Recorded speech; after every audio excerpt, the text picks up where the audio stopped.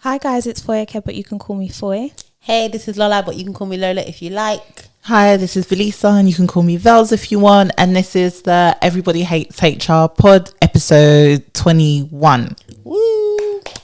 Now we're really legal. Yeah, in both sides of the Atlantic. Exactly. Yeah. We've arrived. Now we can. It's actually mad because in the US you can only drink at 21, innit? Yeah, Which is all manner of insane. things before. Yeah, Literally. yeah. I've been in America at age 18 and 21, and when I went when I was 18, because I've got cousins there, they made me wear a wristband in the club No. so that I couldn't get alcohol. Really? Yeah. Well, you just take it off, yeah.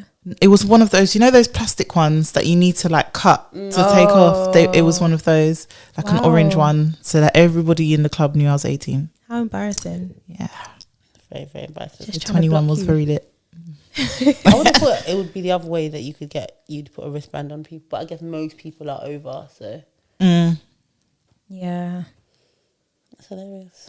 21. Baby. So what's the deal for today? Today's episode. Yeah. We're trying to help the people get some jobs. Those who have Elevate. been applying. Yeah. Yeah. I mean, we did do the promotions and progressions not too long ago. So hopefully. And this is if you don't get promotion and you don't get progression, you leave and get a new job. And That's this the is vibe. where this episode, Basically, this is where this episode comes in. we're on the handy. journey. We're on a journey. We'll have to do the resignation.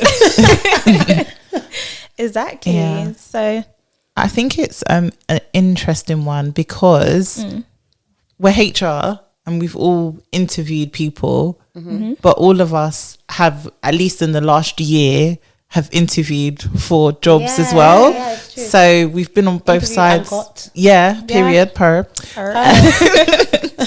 So yeah, I think it's interesting to be able to give both Both sides of the table, perspectives. yeah. yeah, Do you know definitely. what? It's funny when you're interviewing.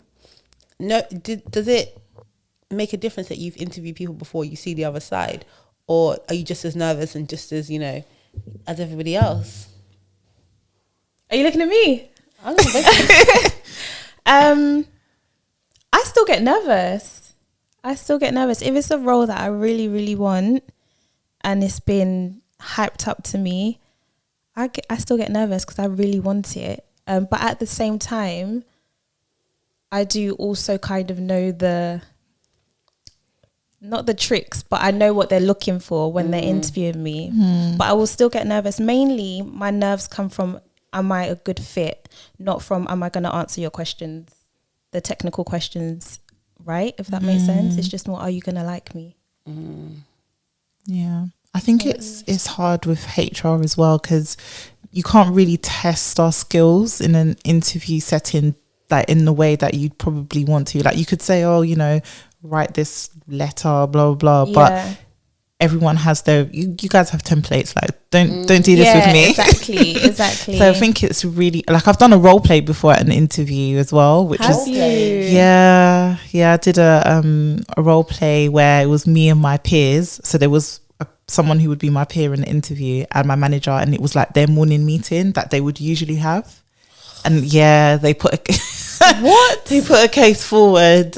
It was really strange. Or was it about an ER case? Yeah, I can get down with how would you like. It doesn't have to be role play. have to role play it, though. yeah. Like a role play is really awkward, It is. Like I get like, oh, how would you have you dealt with done end-to-end case management? How would you deal with this? And talking them through the process, I can get behind that.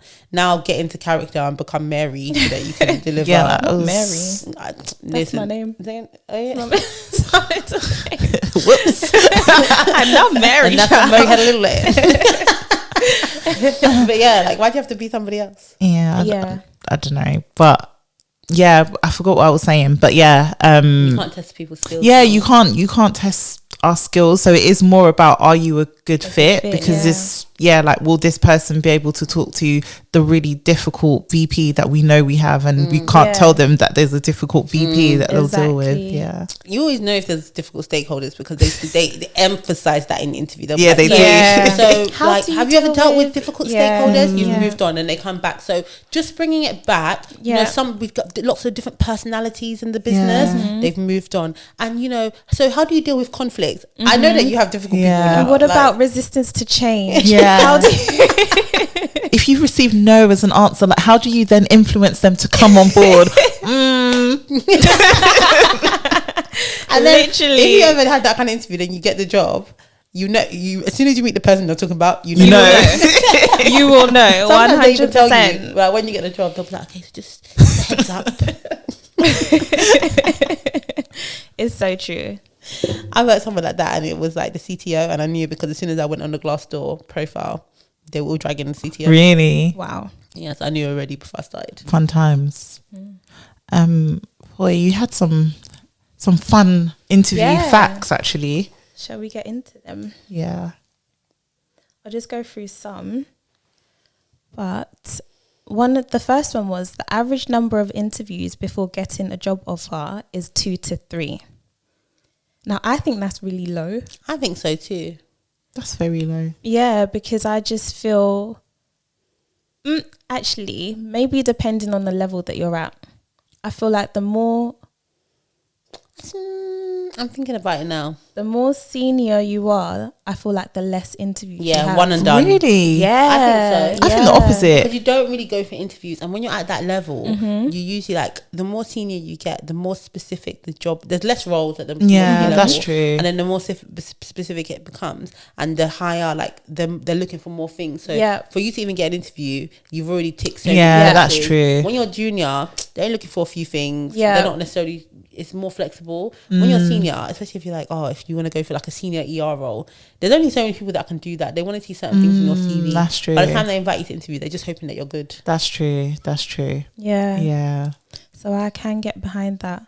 But I feel like when you're just starting out, you have a lot of interviews. I think Yeah. it's just starting out. Even the mid level, like like even that kind of. Oh, what would wait, be, like, sorry. an advisor. Okay, wait, sorry, I think I'm confused. Okay. You mean like how many interviews you would have with different companies before you get a Yeah, job? before. Oh, okay, I'm with you. I'm with you. Yeah. Oh, not how many. Not Yeah, stages. yeah. Oh, Yeah, okay, not I'm with stages. you. I'm with you. Yeah, Okay, not okay. how- Oh no! When the more senior you are, The more interviews. more, yeah, yeah. Okay, Of okay. course. The VP, the AVP, Everybody. the Yeah, SVP, yeah. like, Okay, I'm with you. Yeah, I'm yeah, with yeah. you. See, it's Sorry. good to speak up. Yeah, It's true. clarification. It's We true. mean number of interviews at different companies. Yeah. So since the beginning of the pandemic, 86% of recruiters have been conducting virtual interviews. I feel like that's pretty accurate. However, I'm now experiencing, because I'm contracting, I'm now experiencing people that want to meet face to face and not wanting to do virtual For a final. in general. Oof. Yeah. Really? Yeah. That's interesting. Like, Yeah. yeah, the recruiter will say, are you available for a face-to-face? And I feel obliged to say yes. Do you 'Cause I know feel what? like if I Yeah. say no. Interesting. I don't know. I'm just like, for a first interview, I'm not meeting you face to face. Absolutely not. Like, I just think it's very unnecessary. I'm open. I would still go. I don't know. I just feel like at the first stage, and how niche the role is as well. If you've got bare candidates, I'm not coming for a first stage face to face. But how would you know? I'd ask. Okay. Like, sometimes like you have, especially when you're contracting, you have interviews where they basically say it's yours, isn't it? Like Yeah. they like your profile. I've had two Yeah. like that. They like your profile. They just want to see you, Yeah. and then you can be like, okay, cool. That's pretty much the role I'm in now. It was Yeah. like, really like you just want to go and see you. And then it was a 15-minute interview face-to-face. And it was done. Yeah. Fair enough. Velissa's used to the 6 stages. That's what she. It's not even a joke. But they're all, but they're not face-to-face. But they're not face-to-face. Did you do any face to face? Yeah, I did. With Meta, I did 2 face-to-face out of the 6. Yeah. With Meta? Yeah. I was ahead of the curve though, because that was pre-pandemic. Yeah, it was Where pre-pandemic. pretty much every interview was face-to-face. Yeah. Yeah. That's Only quite- 2 were face-to-face. The rest were remote. Even some of the people I spoke to, I was in the office, but they were not. They were on a screen. Yeah. Can I ask, what would your reason, why don't you want to do a face-to-face? What's the reason? Is it just can't bothered, or is there something deeper? I feel like it just tells me about the company culture. I'm you. actually with Velisa. Yeah. Yeah. Exactly. That you're already dragging me into the office, knowing that it's probably more convenient Yeah. while I'm still working in another job, most likely, to Yeah. take an interview, knowing what we know now. No, I'm 100% with her. Yeah. Like, it does tell you about the company. Do you know what else it tells me? It tells me I know you don't do hybrid working. Yeah, or you're not new to properly, it. not properly. Their hybrid working is 4 days in the office. Why is the interview hybrid? Why can't interview be remote? Do you know what I mean? Yeah. One in, one out. No, thank you. No, I was saying to Foye, the last interview process that I went through, I never saw anyone but one person out of, I think I had 5 stages. Only saw one person. Everyone had their camera off. I didn't see. That's a red flag. Come on. But I liked it. Would you not want to see who's interviewing Well, you? you know, you can still see their profile picture. No, that's not the same. I feel like you can't be interviewed. So you have your camera on? No. she turned it on. I turned it off. Okay, Yeah, okay, because yeah. they had theirs off. I kept mine off. So that's a good tip though about mirroring people. Yeah. I was like, one of them. I had it on and they had theirs off, and I felt really awkward. So I was like, I'm gonna turn my camera off. Is that okay? And they were like, yeah, that's fine. Sometimes, if they have their camera off, and or if I'm in a meeting, or I've done it in interviews as well, where like someone's got their camera on, and I've got mine on. If I feel a bit awkward about it, I might just be like, do you know what? I'm having internet issues. It might just be easy if I turn my camera off. That's my go-to. Sometimes I just can't be bothered. Like, and I want to work in the background. That's been me in meetings at my employed job. Saying, like, that is so funny. Turn it off. Just turn it off. Like, oh, sorry guys. Just to let you know, I'm having internet issues, so I might just turn my camera off for a bit. But checking my emails. One of the reasons I know that places like to have face-to-face is because they want, you can just get a different vibe of someone when they're in front of you that you can't read off the screen. And I think that's the reason why most places want to do face-to-face. I think for perm jobs, I get it. For contract roles, they care less about the longevity and stuff like that anyway. Agreed. Even the pandemic, I hired a bunch of people that I never met face to face. Yeah. And for the last 2 roles I had, all remote, last 2 contracts, never met the people until one of them I never met her the whole time, because I was on site with a client, and so I never met my manager at all. And then this most recent one, it's hybrid, isn't it? But for the interview process, it's one and done. 45 minutes online. So that's why I'm like, why do I need to come in? Yeah. What other facts have you got? Right. So recruiters need about 90 seconds to determine whether they would hire a candidate. So about 33% of recruiters claim that they decide whether they'll hire a candidate in the first minute and a half of interviewing. Recruiters don't hire candidates. I was just thinking that. Yeah. They can decide if they want to put you forward, and in 90 seconds, I think absolutely definitely they can. Yeah. And I think you need even less time to know that you're not going to hire someone. To know you're going to hire someone, you actually have to do something or like you're going to put them forward to the hiring manager. You actually have to look at their CV, what's on there. So you look at formatting first, check that it's making sense. Check the formatting of their CV. No, but you know, like tips though, tell the people. Yeah, like, honestly, like not to say that you need to be using different fonts and whatever, but like as soon as you see a CV and then one job is in, Arial. Verdana, the other one's in Arial, then you've got some Times New Roman. Like, I'm already This like, is in the you center, are a chaotic person. You're a red flag. Your CV is chaotic. It's a red flag. Yeah, like, I already know that. So I'm like, you can't even, I just always feel like when people have typos in their CV, when the CV is not formatted properly, it's so basic. I'm like, what kind of care are you going to give to your work if you can't even? This is when you put your best foot forward. And key skills will say attention to detail. I know, it's so true. And the E will be missing in the attention. No, I'm disgusted. Like, I hate it so much. Like, or when I get a CV that's like 6 pages, like already I'm like, you're 6 pages and you got 5 years of work experience. Yeah. I've got Why? 6 pages. Yeah. 6 pages. Yeah. Let's give the people some CV etiquette. Yeah, no, the long CVs or the ones where it just looks like story. Yeah. Like, why does your CV look like a story? And why is one bullet point to the far left and there's the one underneath it is indented? But you know that one? I just know you copied and pasted. And the I just know you copied and pasted. It's not spaced correctly. Like, it's actually mad, but it it matters. Yeah, of course. matter. Of course, It it does does matter. She won't look at the CV. Like, No. I've seen recruiters like literally dash paper because they're just so animated like that. Like literally dash the CV behind them because it's just like no. I will reject Exactly. the CV and I'll put it on 3-day delay. So as soon as I've seen that, I can't. You know when people put in comments to celebrity apologies, so it's like, sorry, but I'm not reading all that. That's me with your 6-page CV. Sorry, but I'm not reading all that. Yeah, it doesn't need to be 6 pages. I feel like bullet points as well, just key, like key and concise. 100%.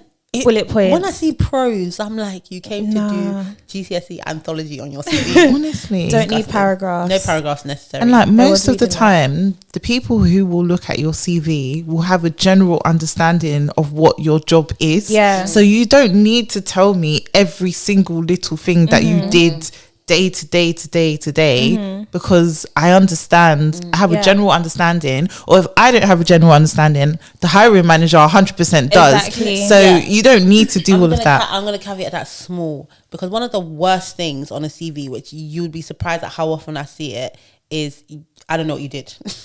I can read your whole CV and I don't even really get like your job, like especially if you're HR advisor or something, it's cool. But if you have a job title that is not standard, or what you do is a little bit more niche, you need to explain what it is. I always advise people for each job, put a sentence in on top of the job to say, I worked at blah blah blah company, number of employees for instance, and what it does. I worked at this company, a high growth fintech business with 200 employees. Then we have set the scene. Yeah, I do agree. that, a sentence. Yeah. I always put the size of my client group. And who my client group is. If you're in HR, I would say always do put that. the client It makes group, a difference. And if you're like standalone, just put number of employees or Yeah. whatever. But always And give the that sector. sector. The sector is so important because it adds good context. On my CV, I have the name of the company, the sector that it's in, and then whatever. So if it was like financial services or fintech or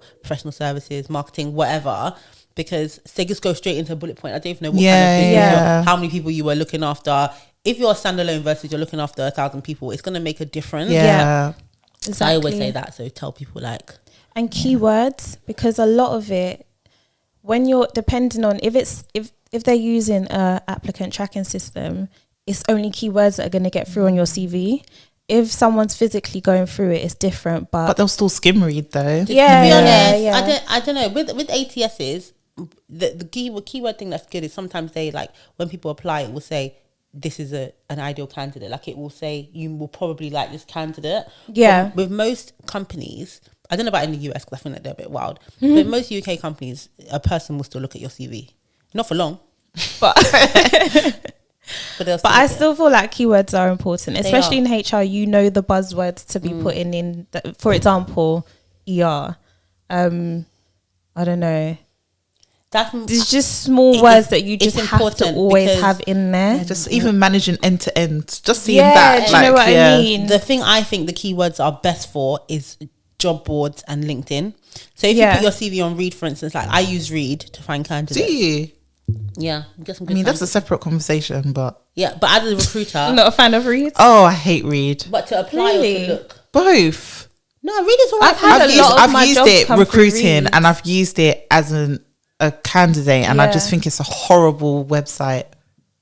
I've had a lot of I've got a lot of jobs through Reed. You know, Yeah, I haven't used Reed in years, but I just know.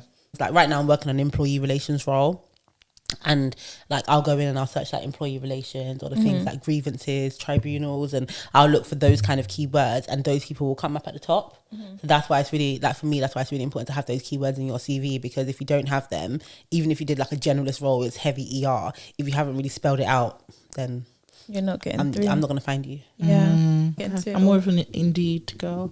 I do like Indeed. I like Otter as well, which isn't. I literally only seen adverts on Instagram. I didn't know. Oh it was like a really? legit thing. Yeah, I like Otter. I don't think it was legit. No, I just thought it was like a little.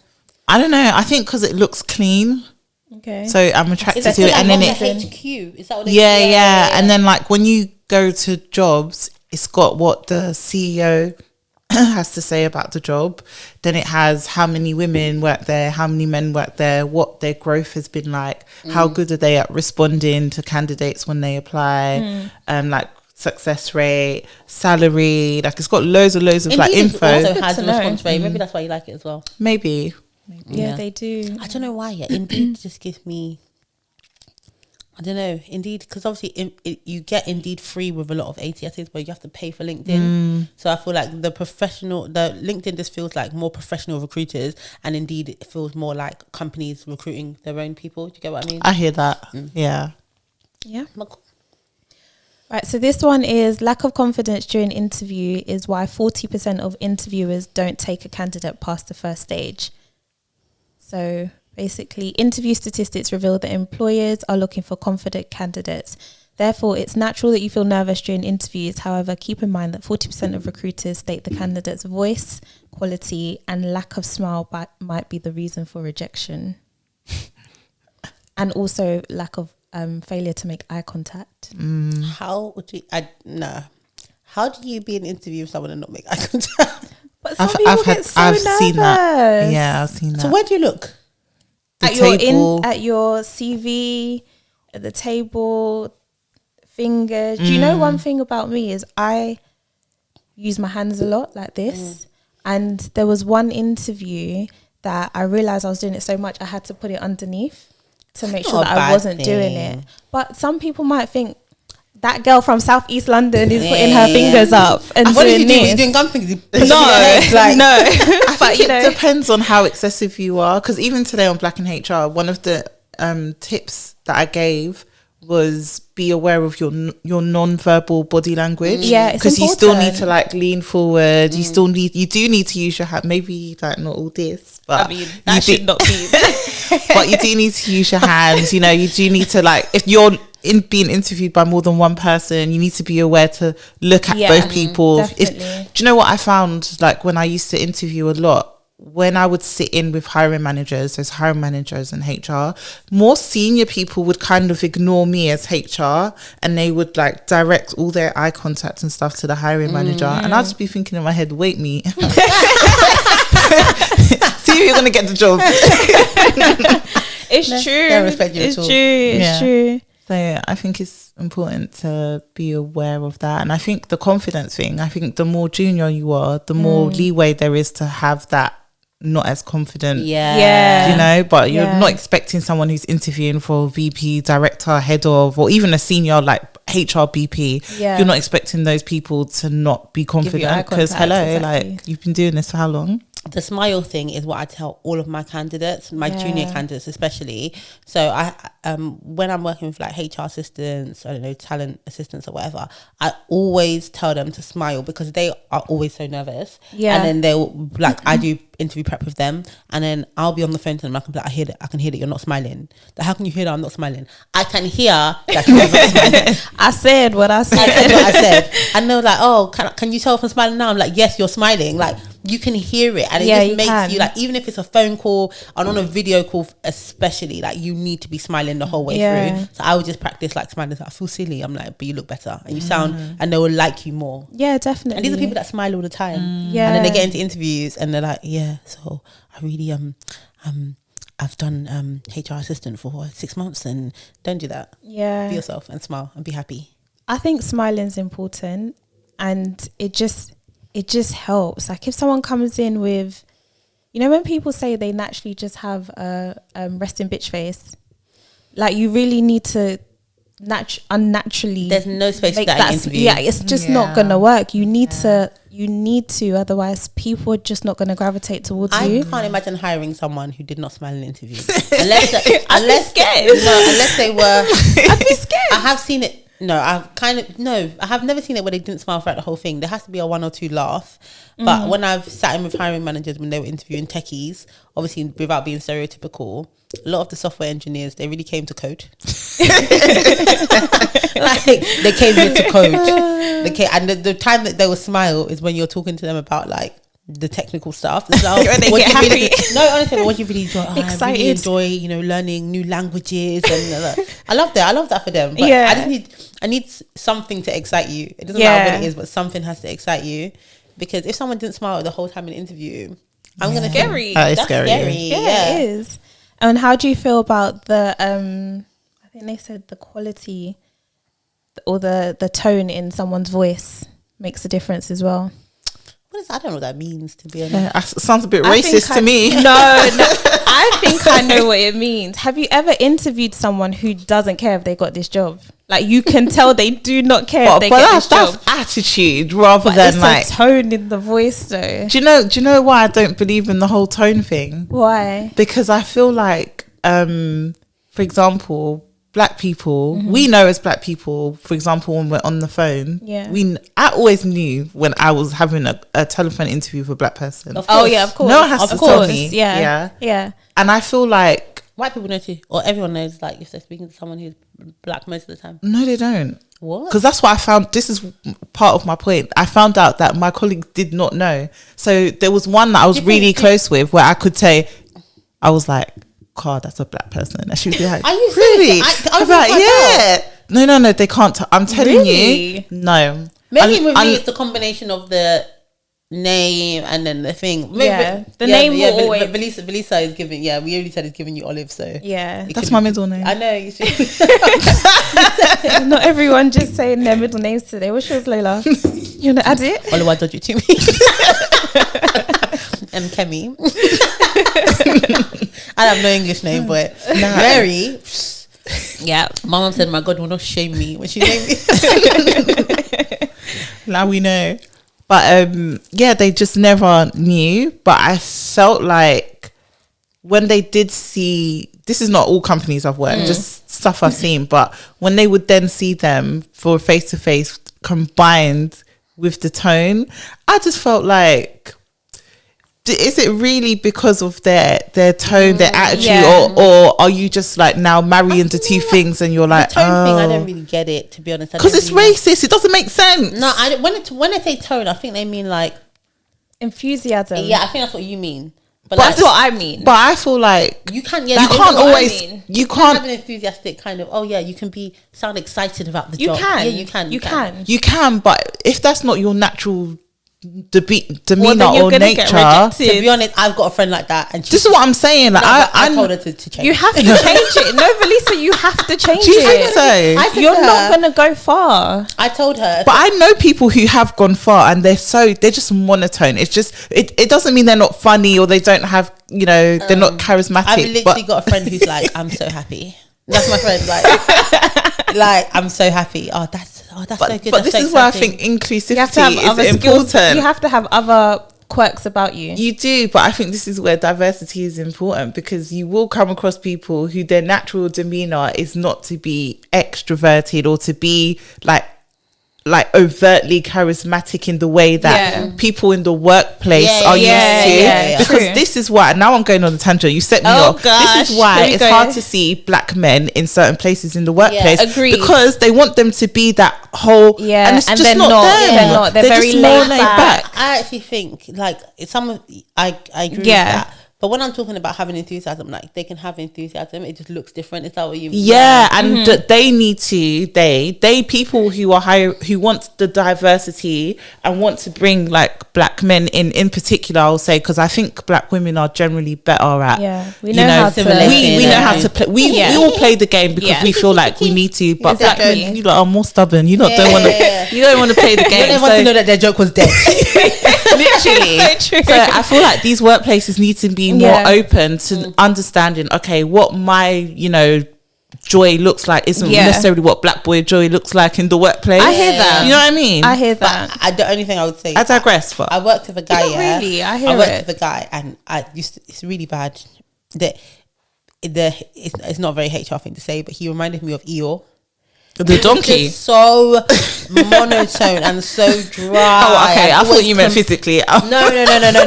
No, his demeanor, his attitude, his tone. It was all like, it was all moaning all the time and just low energy and just monotone. He literally reminded me of Eeyore. He only complained. I can't be around someone like that. It was so draining to work with him. I can't. It will. It was so draining to work with him. It will rub on me. And I used to feel so drained after I have one conversation with him, suck all my energy, Do you know? I couldn't highlight that into my team, for sure not. Yeah, I mean, if someone wanted to say that they wanted that, fine. But me personally, Never. if it was my team, it would be a no. One thing that I also was going to add is how people speak. Do you feel like that is something that affects the 100%. kind of job that they get? 100%. Because I've been told I speak like I'm from South East London. I've been told that as well. Yeah, I have been told it once. it Not in an numerous times. interview process, but when you're in the once I'm in the job. Yeah, same. And I notice I'm someone who always says like. I'm one of those people. In the beginning, I used to care so much, but now I've gotten to the point where I'm like, if you like me, you like me, and if you don't, it's actually okay. And I've noticed that when people just accept you for who you are, it's so much smoother. Yeah, I agree. Yeah, how, like, that's where the whole code switching thing comes in, isn't it? Yeah. Like, we all, like, have had to do it at some stage, but that one is 100% rooted in racism or classism. Not even racism. It's classism. It's classism Yeah. because it's a hybrid. Because I've worked with people who are from like rough areas of Manchester, and they're all like, "Hey up." Nine ain't got nothing to say to them. Then suddenly, like, you know, we sound like we're from South London. So I think it's partially classism, and then some of it is just racism because they're using words like out and out, and they don't even exist. Do you know what I mean? Like, but that's okay. Yeah. So I think it's all about like the kind of person they associate with a specific area and stuff like that. Yeah. Do you know what, as well? I always put it down to most places that I've worked. It's weird. We're in London, but I tend to be like one of very few Londoners. I get that. Yeah, so I feel like they're genuinely not used to hearing an authentic London accent. Yeah. This is I've the had people authentic London who are accent. from like Ireland, Manchester. They've been in London for the longest, and they're like, yeah, when I go back home, they always tell me, you know, I just sound like a Londoner now, and I can hear some thick accent that's not from London. So I just think they're not used to it. And I think I said on a previous episode or off air, I can't remember, but I love him so much. A lawyer that I used to work with, he started watching Top Boy, and he asked me, you know, he went to football because he was playing football, and he was like, oh, the men that I was playing with, it was a black team from South London. They sounded like Top Boy that I've been watching. And he said he felt really embarrassed because he didn't know that was genuinely how some people from London spoke. Like, he thought it was, you know, just made a up movie. Like, you know, Top Boy's just in its own Do you know what? Yeah, bubble. I don't even know if that's scary or refreshing. Yeah, I was like, wow, I don't know. So I don't know because you know, like, a lot of people have the stereotype that that's what all black people sound like as well. But because I liked him and we would have these very open conversations, I was like, basically, like, you know, no, that's a real dialect. Like, I grew up with people who sound like this. I love you calling it a dialect because that's what we need to be. Yeah, it's a dialect. It's actually a dialect. Like, this is our dialect. This is our vernacular. Yeah. And you know what? Yeah, like, it's very acceptable vernacular as long as it doesn't come from black people. Yeah, like, when it's Cockney, it's fine. That's what I'm saying. Yeah, 100%. This is our dialect, and it is like literally. But all the brands want to be using, you know, these. It's our vernacular that they use to sell their products. That's what I'm saying. It's fine as long as it's not coming out of the mouth of the. And it's not in the corporate world.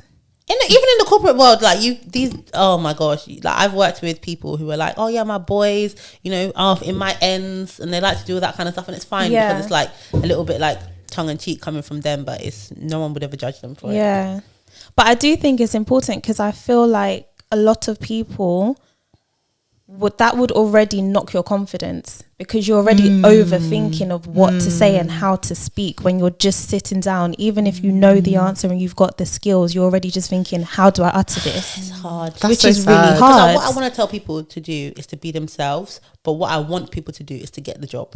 Yeah, exactly. And the two things, sometimes they're incompatible. They don't go, unfortunately. How sad is that? It's really sad. And I got a real life story. I think I might have mentioned it before, but when I applied, like I spoke about working at Deloitte when I graduated, I applied twice. The first time I didn't get the job, and there was this thing, you can't do it now because they've gotten wise to it, but all the partners used to have their diaries open.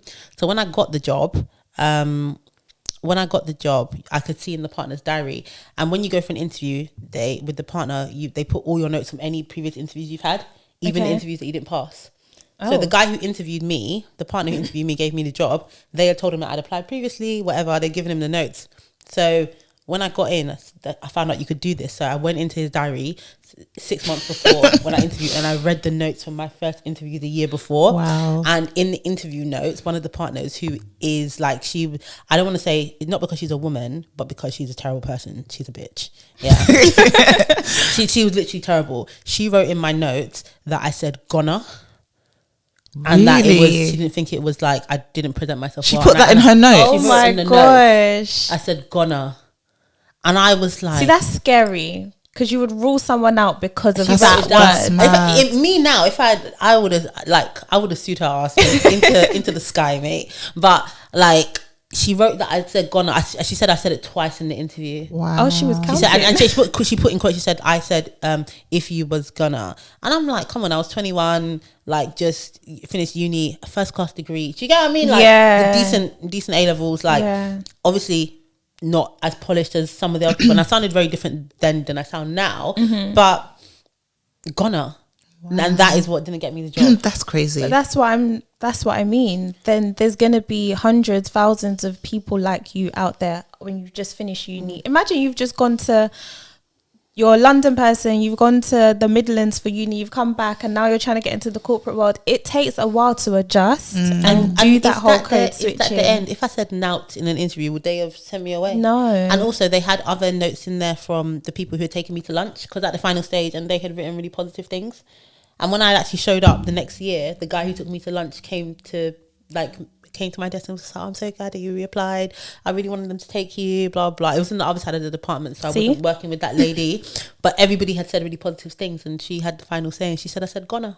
That is scary. Bad. That's mad.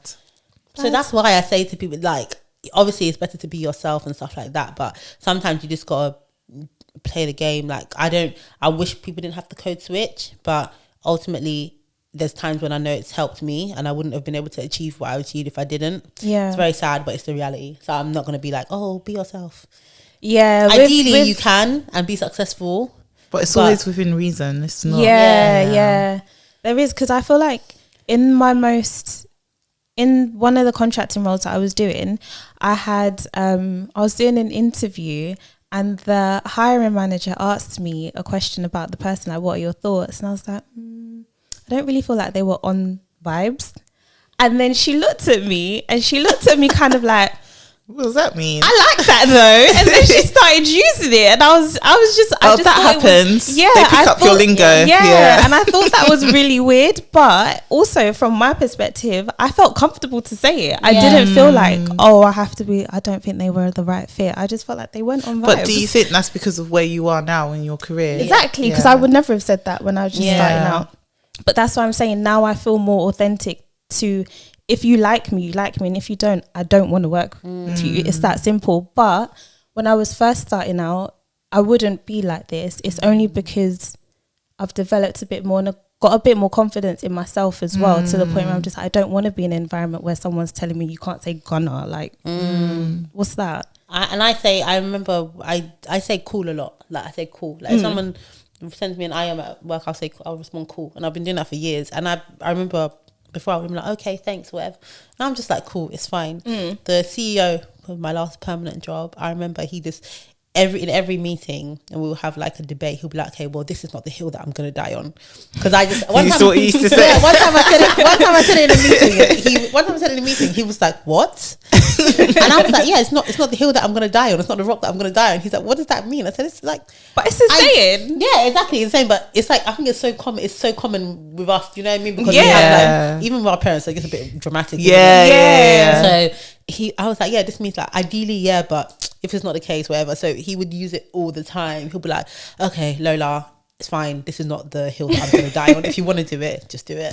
That's hilarious.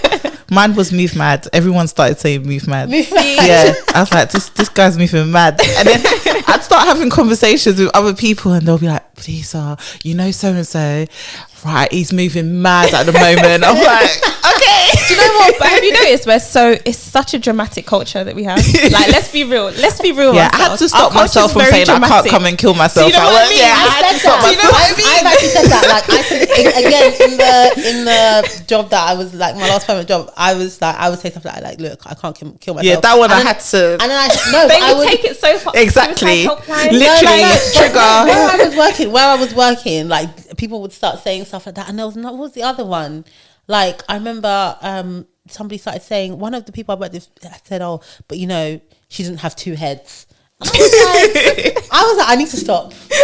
Lock me up, because this is ridiculous. But I like it. Like, we're so dramatic as a we are so dramatic, and we're so influential. Yeah, definitely. Yeah, but it's good when you can get comfortable to that stage, and it's hard. Yeah, but it takes time. So I feel like in an interview, I just feel like people shouldn't be hard on themselves, because there's times when I have, you know, been in an interview or been at work and I felt like I wish I could be more myself. Yeah. And I'd be like, oh, why couldn't I say this? Or I didn't say something that I should have, or I've said something which it didn't feel true to me. And then you feel like, oh, I wish I didn't have to do that. But my thing is, like, in an interview or whatever, don't be too hard on yourself. Just get through the interview. Yeah. And you can start, if you need to code switch a bit, fine. You phase yourself in slowly. Then one day they're like, who's this person that we literally that's what happens. Yeah, that's what happens. Yeah, that's it. Just get through the door.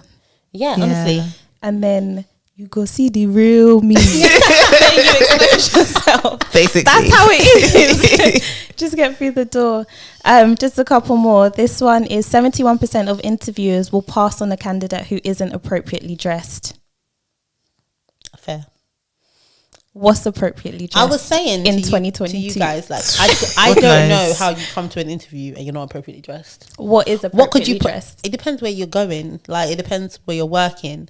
Like, I feel like most interviews now are like, you can show up in a dress as a woman. You can show up in a dress or a trousers, or like, you know, even a jumpsuit, or there's so many things that you could wear, and there's so few things that would be like inappropriate. If your skirt was like very short, or you're wearing The boobs are out. a pretty little thing dress, like, what could you wear? And as a guy, what, like, you're gonna wear shorts? Like, I can't imagine that it's something that people do. People surprised. still do. People still do. Like, what would someone wear that you think, like, why did they come wearing that for a serious job? Some people wear and they don't really understand it or deep it, but some people wear t-shirts that have slogans on it, which it would be a big red flag. You have to be careful about certain slogans on your t-shirt. I just feel like, again, where are you wearing a t-shirt to interview? You might do. No. Oh, yeah. You not walk up to a tech interview in a t-shirt. Oh, 100%. No, you can. But I feel like, again, it wouldn't be like, I feel like you'd be wearing jeans. I don't know. I can't imagine anyone wearing a really loud t-shirt. A motif maybe, but like a slogan t-shirt. Yeah. There was a I've guy. had short skirts, like mini short skirts, and it's just like, I don't know what you came to do. Like, did you come to try and seduce the interviewer? I don't know. It's just not great. Like, not saying you can't wear it, but again, get through the door first. Like, you know, just get through the door before you want to start. What about like, obviously you can't discriminate, but tied in with being appropriately dressed, if somebody had all of their, like, they had tattoos, like sleeves or whatever, and they had them out, like, is that yeah, For like, me depending on the personally, I sector, don't care. no, like, if they Virgin recently, do you see them? I did, Or they can people have their people tattoos can on have show. their tattoos out. I'm like, Yeah. when I see companies doing that kind of stuff, I'm like, mate, it's not something to advertise. Just do That it you silently. only- and Yeah, it's true. like, You should why do it are you under making the a big rug. deal? Yeah. It's 2022. You're saying someone can show Exactly. their arms. Now, what the hell? It's so true. I don't have an issue with that, but I know some places will. Because I had a friend who his tattoos started from like a quarter up on his arm, so that he could still roll up his sleeves at Yeah. work, and you couldn't tell I think that he had that's so sad. sleeves. The only thing I would say is I feel like I'm very open, but I feel like I would still judge, like, and I probably shouldn't, but I would still judge neck tattoos and face tattoos. Oh, face tattoos coming from the sector that I work in, I don't think would run. Unless I just don't think. Unless you know, you have some indigenous people in some countries and they have tattoos on their face. That's completely acceptable to me. Yeah. But if you've just got like Summer Walker ones, you can't. Teardrops. if you no, That's a culture too. I thought it's not the culture that I want. It's not like teardrops. I've seen people with crosses. And I just feel like, I don't know, it's really bad, but I just feel like face tattoos, and it's my own bias, but there's no difference. But a tiny tattoo on your face, I would rather that you just tattooed your whole back. I think if it looks cute, it's all right. It can look cute for sure. It's not like it doesn't look. It's not like it can't look cute, but She said that you just can't work here. and maybe you can't, like, even blue hair and all that kind of. I'm down with it. Yeah, I don't mind her. I like that. I don't care. But I have again worked at companies where they would say no. Listen, all the baby They would boomers say just need to no. leave the workplace. That's what needs to happen. When they leave the workplace, all of these rules and regulations They will won't just not be a exist thing anymore. It's true. It's dress codes in general, but I feel like when it comes to I'm not ageist. I'm not. How Baby you free that. boomers it's not a physical generation. It's a mentality. I like that. It is a mental. I Yes, do like it's a that. If mentality. you're Yes. a boomer and you've got millennial, you've got Gen Z energy, we're here for it. And It's there true. are some people It's like true. that. And Yeah, you also yeah. get millennials with That's boomer. true. You get With millennial boomer energy. Yeah. Voting Tory. Oh my god, I can't even. When we finish this episode, we need to debrief on this video of Rishi Sunak. I can't. I can't believe he said that. I can't. Do you think I'm just gonna say it quickly. For the video I'm talking about, I can't even discuss it now because I'll get too passionate about it. It's Yeah. when he was in some posh area in Kent. Tunbridge Wells.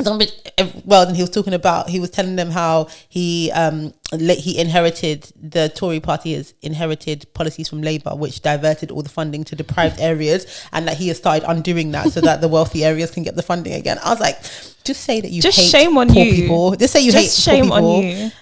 and done. I can't Just even say what I shame want to on say you. on air. Listen, we'll take it off air because then we can drag people for filth while respecting everybody's views. But if those are your views, you're not welcome. So let people have funding that need it, please. Yeah, but yeah, so boomer is a state of mind. he is. I love like Gen Z that. is a state I of do mind. like It's that. true. Yeah. Alpha is a state of Yeah. mind. It's true. I think I'm Gen Z.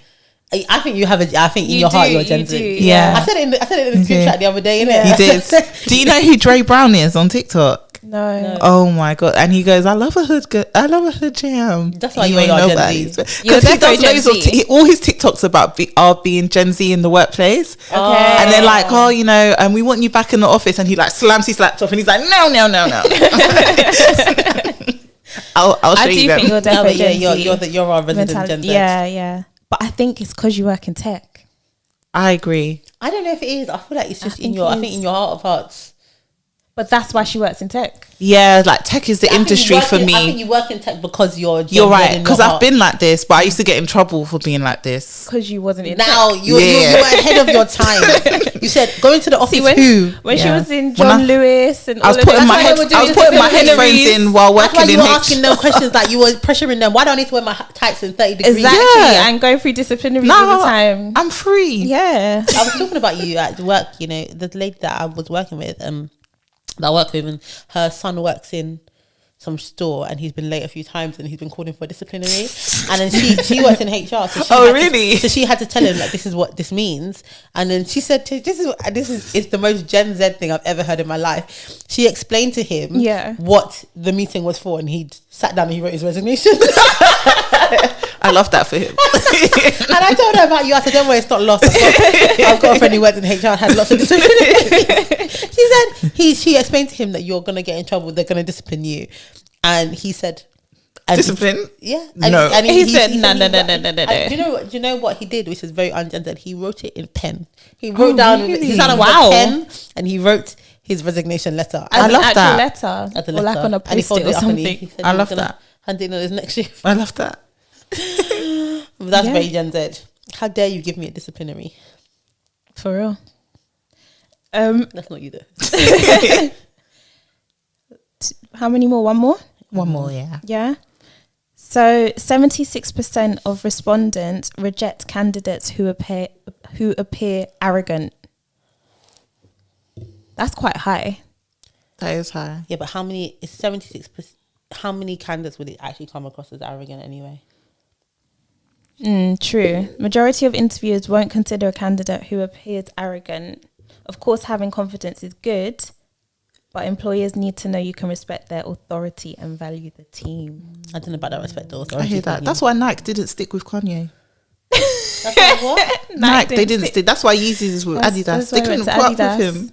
Yeah, I didn't know that, but I can imagine he's challenging to work with. Yeah. But also, he's like a main character, so he's like, I'm the main true. character, so you guys will. There is a follow me. fine line between confidence and arrogance, though. Have you ever interviewed someone that you just felt like, wow, I hate when you're people. doing a lot? I hate when people don't let you Yeah. finish your question and then they answer a question that they think you're going to ask.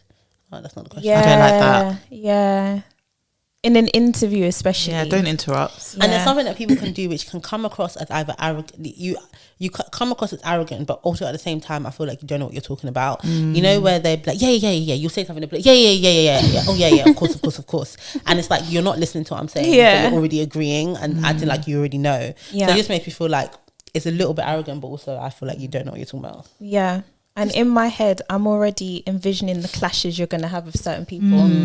Yeah, this is a side note, but I think to what you're saying, it's important. It's okay in interviews to like pause and actually think about your answer. Yeah. like you True. don't. Yeah, you don't have to True. jump just because I'm saying like, tell me about a time when. Blah, blah, you don't have to straight away. You can really think about what I'm saying and the answer you want to give. And you Yeah. can actually say, let me have a think about yeah, that. Yeah, that's okay. When I was doing all my grad interviews way back when, I used to sip my water because we used to do physical interviews. So they'll be like, I need to pick up my water. I'll be like, okay, sip my water. Give me have a little think. So what I'm gonna say, put my water back down, take a few seconds, and then think. And then they're absolutely like fine for you that's to absolutely actually fine. When you ask someone a question and then they just respond immediately. Yeah. You haven't even the full stop has just landed on the page and they've already responded. Like the answer is never going to be like 30. Yeah. Yeah, you Yeah. can think. Like sometimes I'll say, that's a really good question. Yeah. As I'm thinking about what I'm gonna say. We did It's important, though. interview prep for some like school kids before, and we told them one of the things they that's a really good question. And in our mock interview, one guy responded like that to every single question. So he was only like 15, and so when we were doing the kind of employability stuff, he was like, "That's a really good question." And then the next one, he said, "That's a really good question." He said it with everything, and we were like trying not to piss ourselves because obviously, he was giving good responses. Yeah, You know what I mean? yeah. But I was just afterwards, the feedback we gave him is you might just want to drop that once or twice in the That interview. is so Bless funny. him. Yeah. The last one that I would add is the famous take 3 or 4 questions to have and ask at the end of an interview.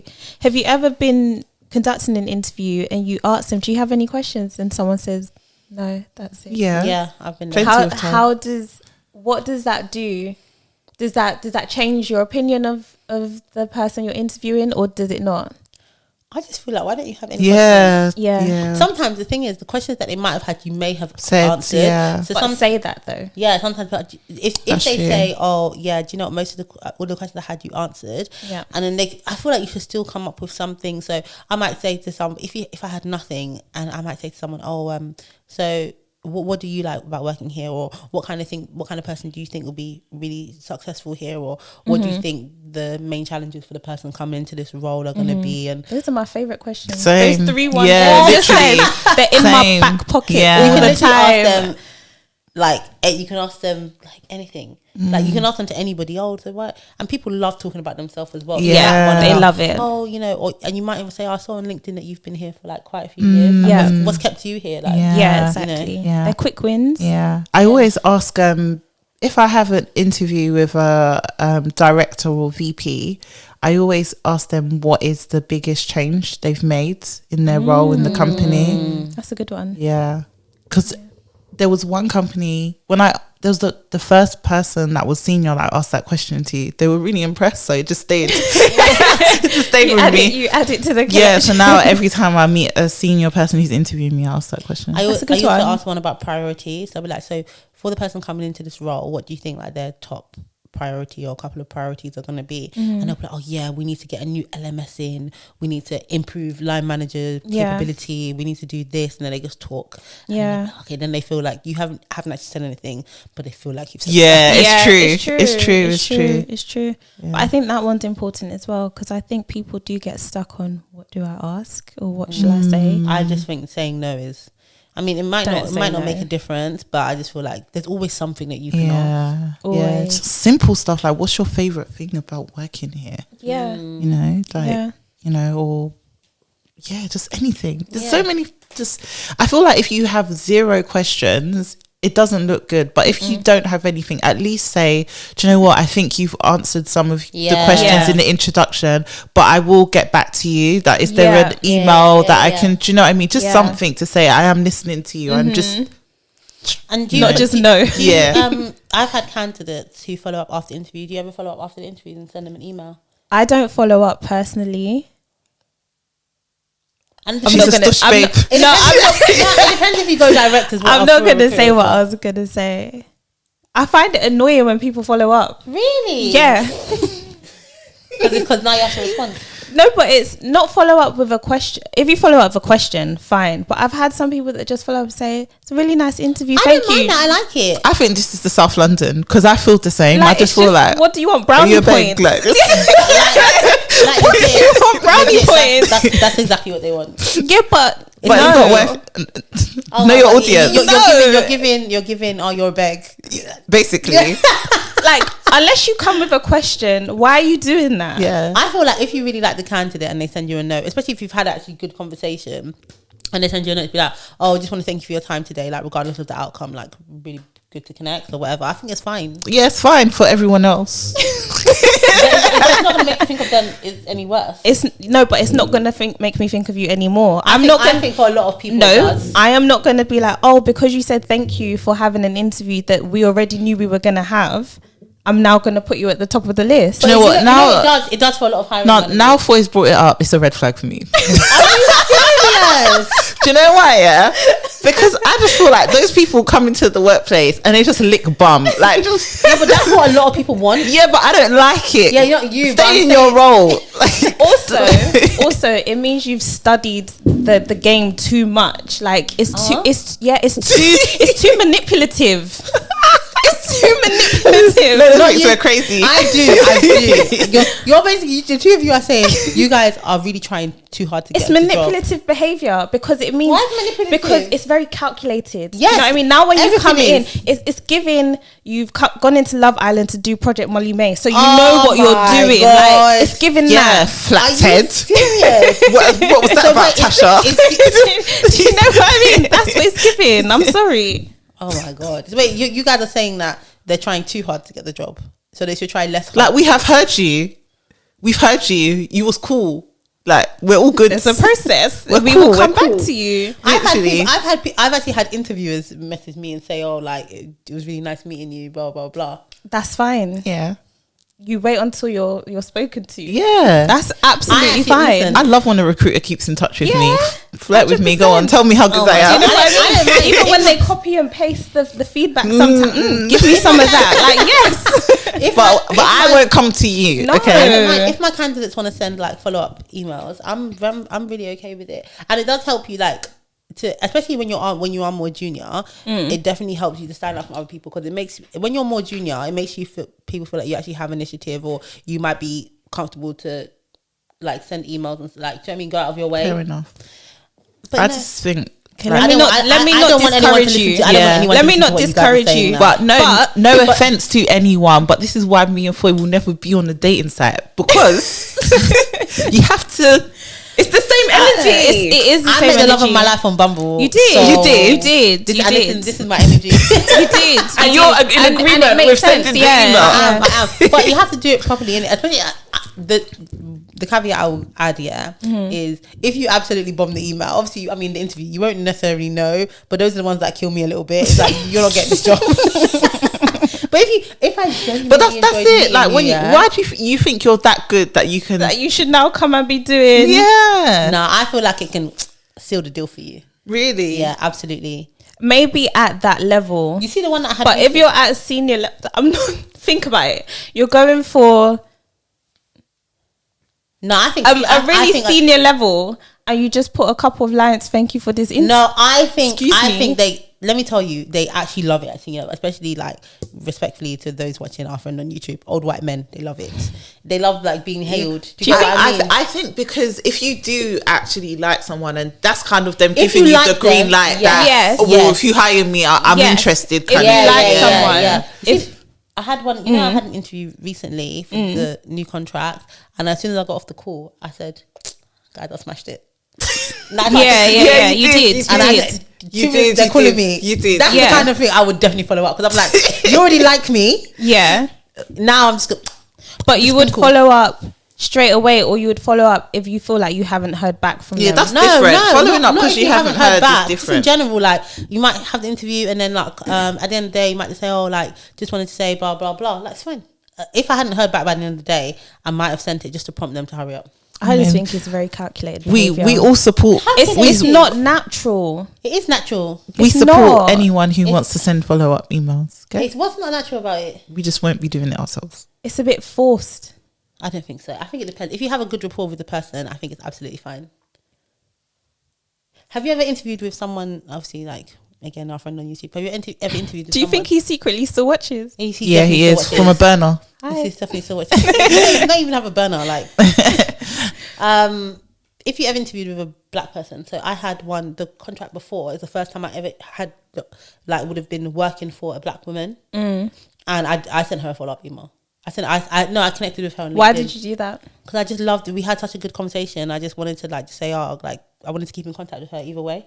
Okay. So I told adding someone on LinkedIn. Sorry, I don't find that. I find that fine. But you add a message with the thing. It's the same thing. Just say, like it was nice meeting you in an interview. Like, That's very much more natural and organic than just sending an email saying. oh my god. No, honestly, I think it is. I think that, Okay, that's then more our organic. medium. That's our happy the medium. LinkedIn. The LinkedIn ads, One yeah, of my cool. friends did a interview recently with Google, and it was through an agency. And in the email, they wrote, "Please do not add them. Please do not add your interviewers on LinkedIn because they find it intrusive." See, Let me tell you something, yeah. From working at Meta,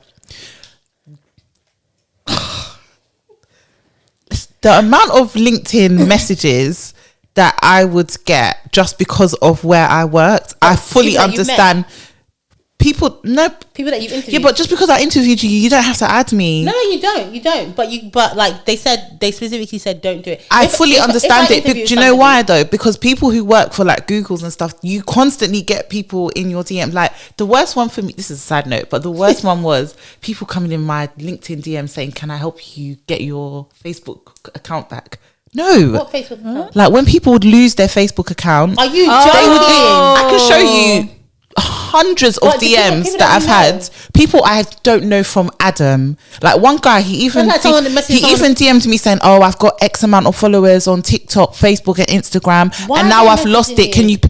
Bearing in mind, they my want job their title account isn't back. even engineer. It's not product designer. It's nothing. you can yeah? help though, isn't it? No, but people are So just mad. many are- people being mad. last It's one. horrible. This is like, use wisdom. That's all. That's the resolution, isn't it? But how do you feel about people reaching out to you? Because I had a friend that was working at TikTok, and she had a lot of people reach out to her about obviously it's a company that they want to work for. They might have gone to the same uni as her, did the same course kind of thing, and been like, "Oh, do you mind doing like 15 minutes and just having a chat about blah blah, or do you mind having a catch up, or how do you feel about that?" Does she work in HR?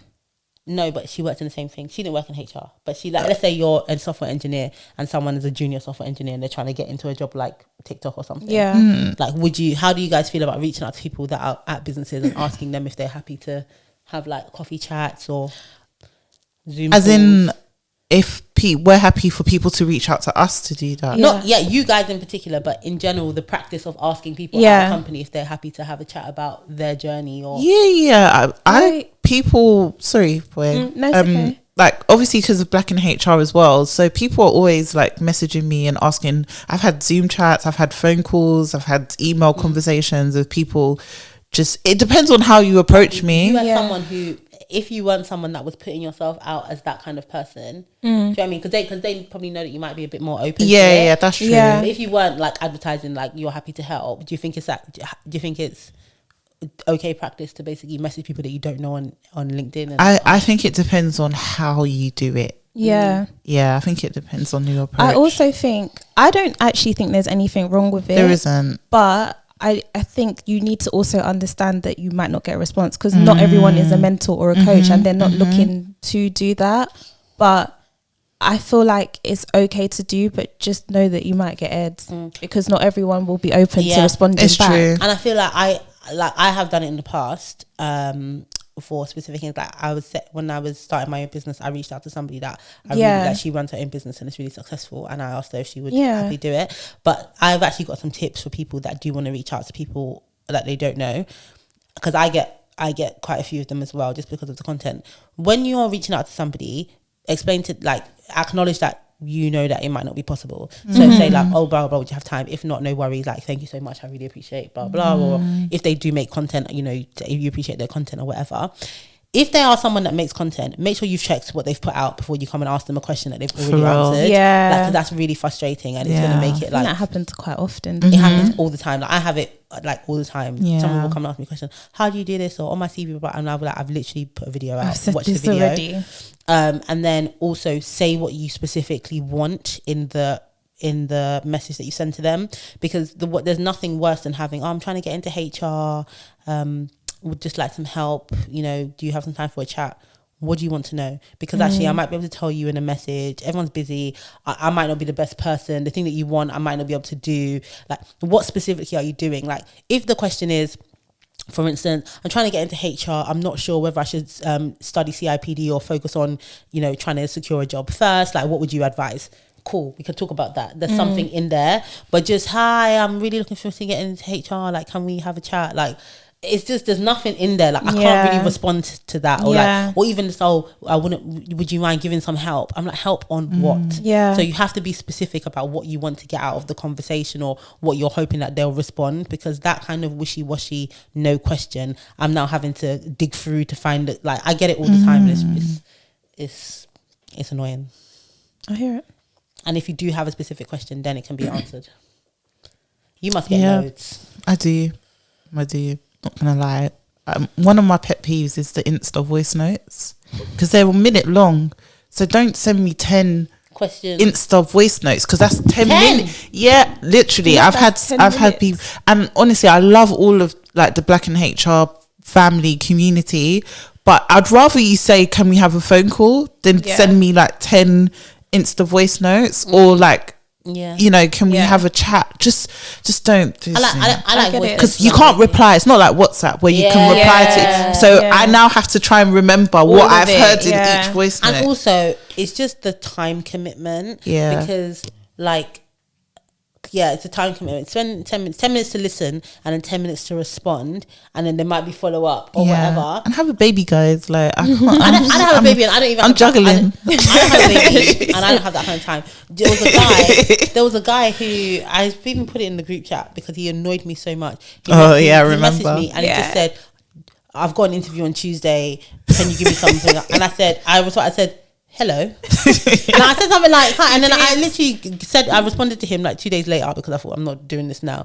And then I literally had to tell him, also, when you message, I'm not a machine. Please say hi when you contact me. Like, because I think when people make content, you just assume that they're just these like content factories, and we're not. They just spit everything out. It's a lot. We're not a bot. We're not all. bots. So like, we're humans. And then I was like, oh, I've got a video on this. So he said, oh, thank you so much, blah, blah. Sorry about not saying hi.